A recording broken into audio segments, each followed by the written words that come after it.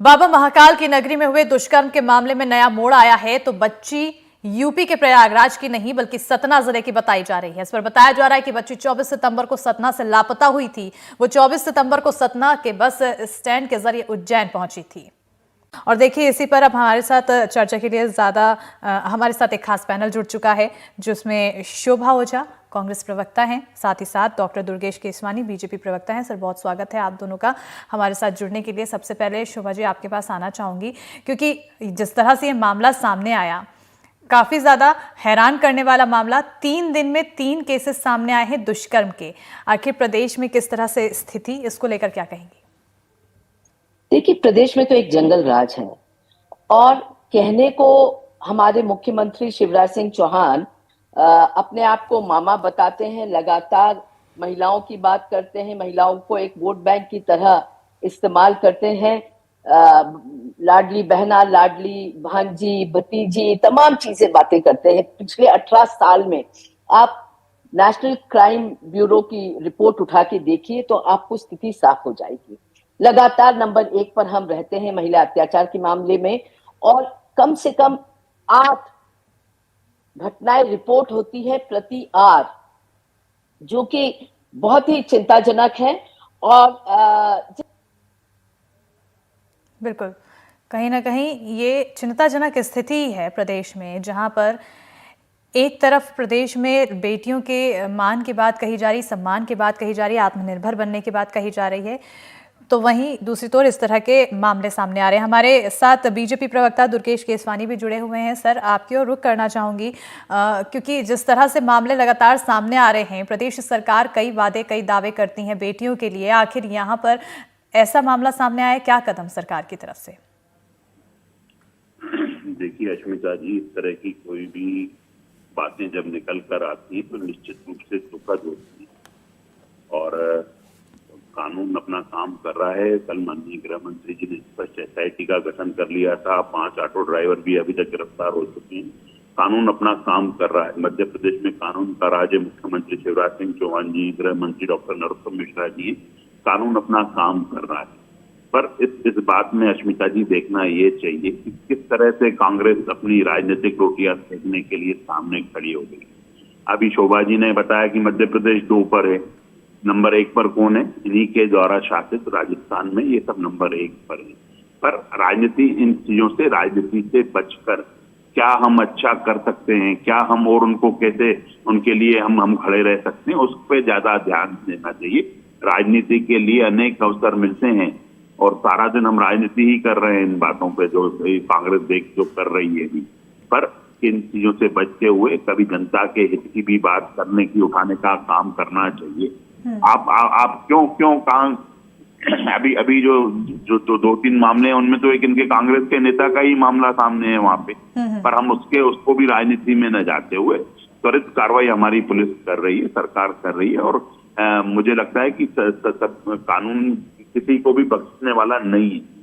कितना ही बड़ा रसूखदार क्यों ना हो, कितना ही बड़ा इन्फ्लुएंस क्यों नहीं रखता हो, वो उसको बख्शा नहीं जाएगा। कानून अपना काम कर रहा है निश्चित ही, बहुत जल्द पूरे। बिल्कुल दुर्गेश जी, लेकिन कानून के काम में लेट लतीफी भी हो रही है, और इस लेट लतीफी के पीछे क्या सख्ती बरती जा रही है सरकार की तरफ से? क्योंकि एसआईटी तो गठित की गई है, 3 दिन बीत चुके हैं, अब तक आरोपी को लेकर कोई स्पष्टता या फिर पुलिस की तरफ से कुछ खास बयान नहीं दिया गया है, और उसमें कई बार बदलाव भी किए जा रहे हैं।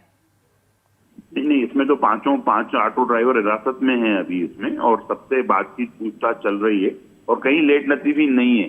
त्वरित कार्रवाई माननीय गृह मंत्री जी ने कल शाम को ही घोषणा एसआईटी गठित कर दी थी, और एसआईटी ने अपना काम भी कर दिया। अब 5 लोग हिरासत में, और भी जो इसमें गुनहगार होंगे, किसी को छोड़ा नहीं जाएगा, किसी को बख्शा नहीं जाएगा। ठीक है, मैं शोभा जी से सवाल लेना चाहूंगी, क्योंकि आपने जिक्र किया था शिवपुरी का मामला। शोभा जी, अभी हम लगातार अपने दर्शकों को दिखा रहे हैं, जहां पर एक नाबालिग के साथ कांग्रेस पार्षद की तरफ से पहले तो बहलाया फुसलाया गया, उसके साथ दुष्कर्म किया गया, अश्लील वीडियो बनाई गई, उसके बाद ब्लैकमेल किया गया, गर्भपात भी कराया गया।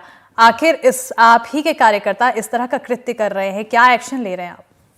देखिए, कांग्रेस ने कभी कोई भी दरिंदे को, पार्टी उसको बचाने के लिए नहीं खड़ी हुई है। पार्टी ने दरिंदा है, कोई दोषी है, तो उस पर तुरंत कार्रवाई होनी चाहिए और हम कार्रवाई जो कड़ी से कड़ी सजा उसको मिल सकती है इस कानून के तहत, वो उसे मिलनी चाहिए। हम रेप केसेस को भी अगर कटवा और जो हमारी ओलंपियन बेटियां थी और जो हमने तमाम सेंगर के इसमें देखा, केस में देखा कि भारतीय जनता पार्टी है जो रेप केसेस में अपने पार्टी के लोगों को बचाती है, पर कांग्रेस ने कभी किसी को बचाने की कोशिश नहीं की है। और मध्य प्रदेश का आपको हाल बता दूं कि मध्य प्रदेश सबसे अनसेफ है। पिछले 18 सालों से सबसे अनसेफ ये है महिलाओं के लिए। और महिला अत्याचार में नंबर 1 पर है, ह्यूमन ट्रैफिकिंग महिलाओं के मामले में हम नंबर 1 पर है। होम मिनिस्ट्री ने ये रिपोर्ट दी कि 13 लाख बेटियां पूरे देश से गायब है, तो 1,60,000 उसमें से मध्य प्रदेश की है, जिसमें 38,000 छोटी बच्चियां हैं, बेटियां, लड़कियां हैं। तो आप देख सकती हैं कि स्थिति क्या है। और नेशनल क्राइम ब्यूरो साफ तौर पे बताता है कि मध्य प्रदेश की हालत क्या है। और मैं तो महिला आयोग की अध्यक्ष रही हूं, मुझे पता है कि जितने केसेस रिपोर्ट होते हैं उससे कई ज्यादा केसेस ऐसे हैं जो मध्य प्रदेश में रिपोर्ट ही नहीं हो रहे हैं। और महिला आयोग पे तक इन्होंने ताले डाल दिए थे इस डर से कि महिला आयोग इनकी पोल खोल देगी और हमारी बहनों को न्याय देगी। पर इन्होंने शर्म आनी चाहिए शिवराज सिंह चौहान को, जिन्होंने महिला आयोग पर ताले डाल दिए और पिछले 4 साल से 5 साल से महिला आयोग पर ताले डले हुए हैं। वहां करीब 20,000 से ज्यादा केसेस पेंडिंग है। पुलिस सहयोग नहीं करती, पुलिस रिपोर्ट नहीं दर्ज करती है। ऐसे ऐसे केसेस आते थे कि आप सोच के आपकी रूह कांप जाएगी। जैसे केसेस आते थे महिला आयोग में, तो उसमें भी ताले डाल दिए कि महिलाओं को वहां भी न्याय नहीं मिले। तो शिवराज सिंह चौहान ने केवल और केवल बेटियों को और महिलाओं को वोट बैंक समझा है, उसके अलावा कुछ नहीं है। मैं कहती हूँ कि जो कानून अगर मध्य प्रदेश में होता तो क्या क्राइम रिपोर्ट इस तरह की संख्या देती कि मध्य प्रदेश में रेप और गैंग रेप इस तरह से हो रहे हैं, महिला अत्याचार इस तरह से हो रहे हैं। तो जो कानून एक्शन लेगा वो तो बाद में लेगा, पर क्या मध्य प्रदेश में महिलाओं को सुरक्षा या पुलिस या पूरी सरकार असंवेदनशील है, जिससे इतने सारे केसेस होते हैं? न्याय की बात तो बाद में होती, क्या हम इन केसेस को क्यों नहीं रोक पाए, ये प्रश्न है। बिल्कुल, ये सवाल बहुत ही महत्वपूर्ण है और ये सवाल का जवाब मैं दुर्गेश जी से लेना चाहूंगी, क्योंकि प्रदेश में चलिए अभी जब केसेस आए हैं उन पर कार्रवाई की बात तो आपके द्वारा कही जा रही है, प्रशासन जुटा हुआ है, लेकिन लड़कियों की सुरक्षा के लिए क्या कदम उठाए जाते हैं कि इस तरह की स्थिति उत्पन्न ही ना हो? तमाम तरह के सवाल यहाँ पर उठाए गए हैं, आंकड़े भी पेश किए गए, जहां मध्य प्रदेश में सबसे अव्वल नंबर पर आता है रेप के मामले में, गुमशुदगी के मामले में। तमाम ऐसे केस मध्य प्रदेश से जुड़े हुए हैं जो कि सबसे अव्वल पर मध्य प्रदेश को लेके आते हैं। क्या कुछ कानून?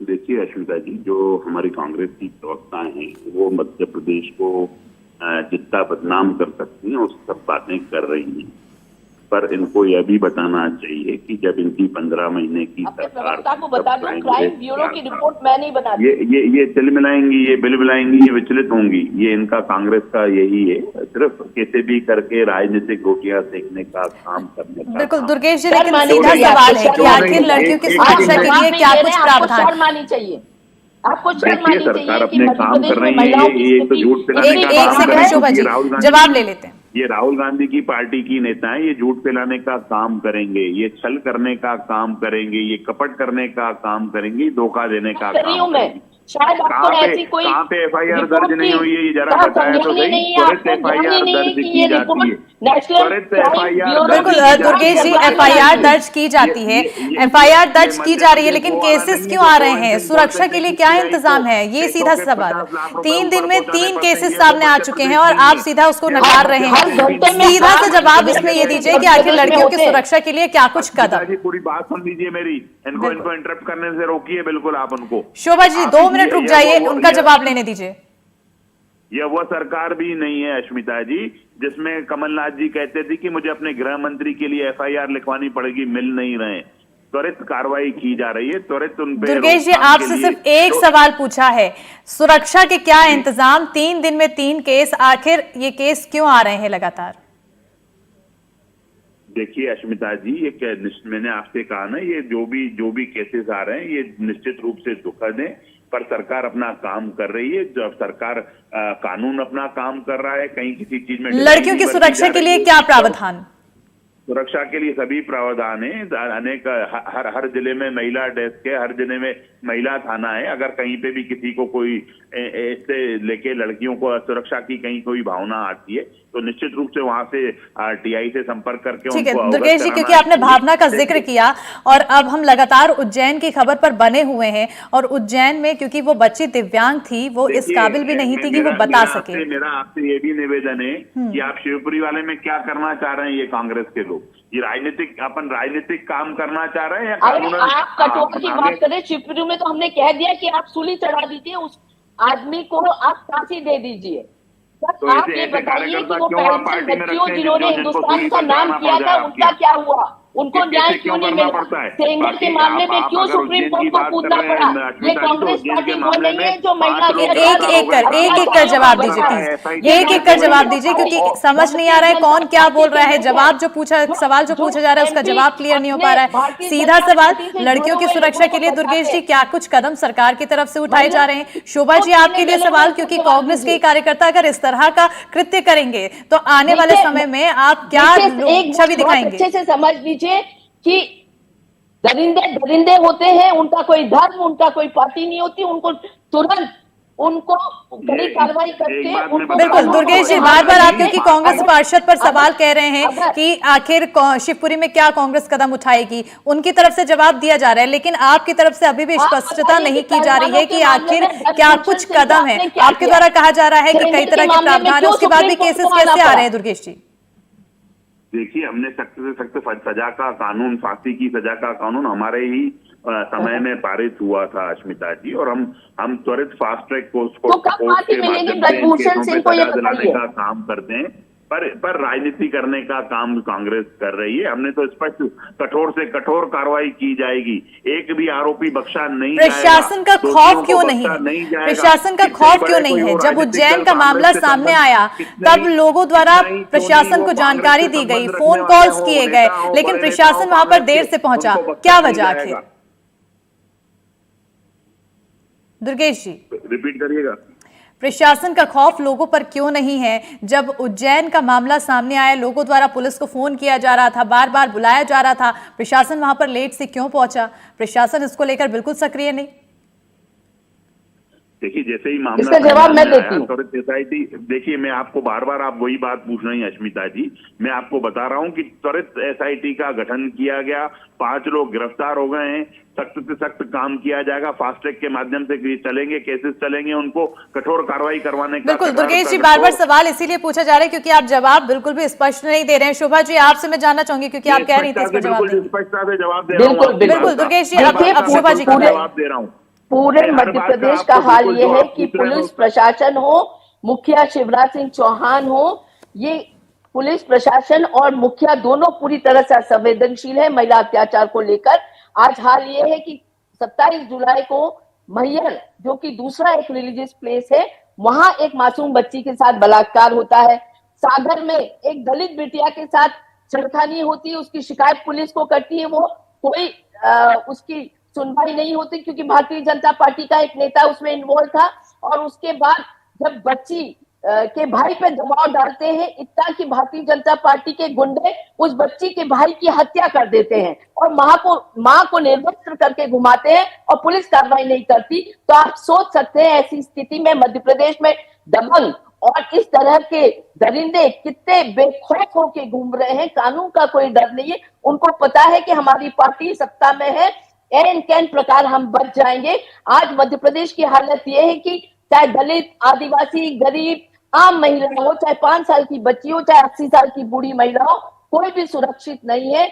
आज पुलिस, कल का मैं आपको कल का इंसिडेंट सुनाती हूँ। जब हम प्रदर्शन कर रहे थे थाने के सामने, कंट्रोल रूम के सामने, फिर हम एक ज्ञापन गवर्नर के नाम पे लिख के ले गए जो हम एसपी को उज्जैन को सौंप रहे थे। तो एसपी उज्जैन ऑब्जेक्ट कर रहे थे कि आप ये कैसे लिख सकते हैं कि महिलाएं सुरक्षित नहीं है मध्य प्रदेश में, ये आप नहीं लिख सकते।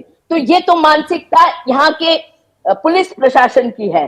ठीक है, आप सोचिए मानसिकता की ऐसे बात एसपी कही को शोभा क्या जी, आपसे मेरा एक ये सवाल है, क्योंकि अब चुनाव नजदीक है और कांग्रेस द्वारा लगातार ये दावे किए जा रहे हैं कि हम सरकार में आएंगे, आखिर महिला सुरक्षा के लिए क्या कुछ प्लान?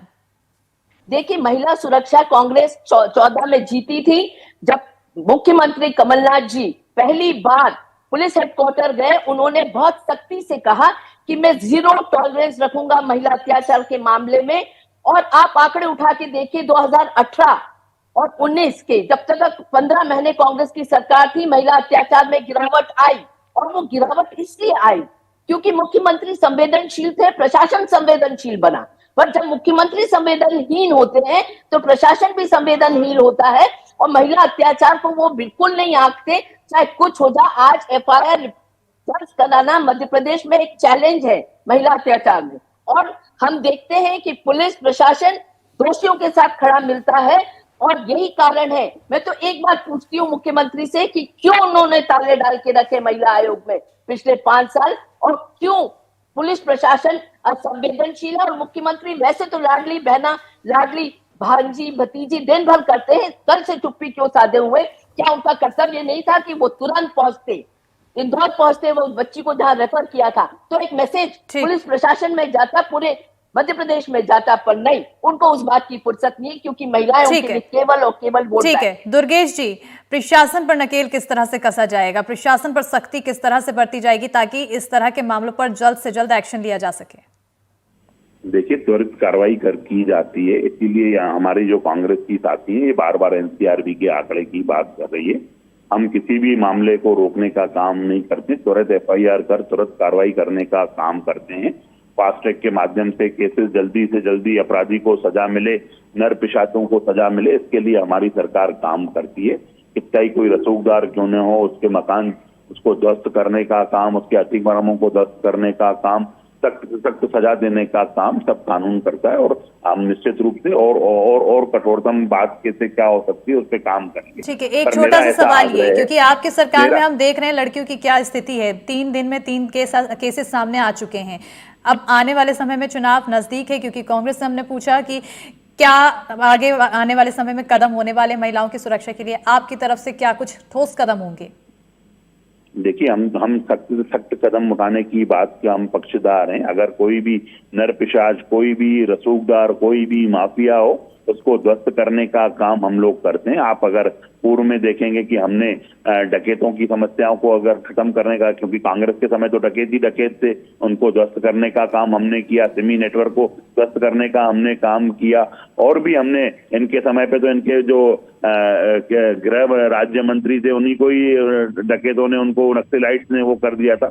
तो हमने सभी समस्याओं को समाप्त करने का काम किया है, और सख्त कार्रवाई और बिल्कुल समाप्त तो करने का काम लगातार आपके द्वारा कहा जा रहा है, किया जा रहा है। और अब उम्मीद यही है कि ये जो 3 मामले सामने आए और जो अन्य मामले हैं उन पर जल्द से जल्द आरोपियों की गिरफ्तारी हो, और साथ ही साथ और जो इस तरह की खबरें आती है उस पर रोकथाम हो।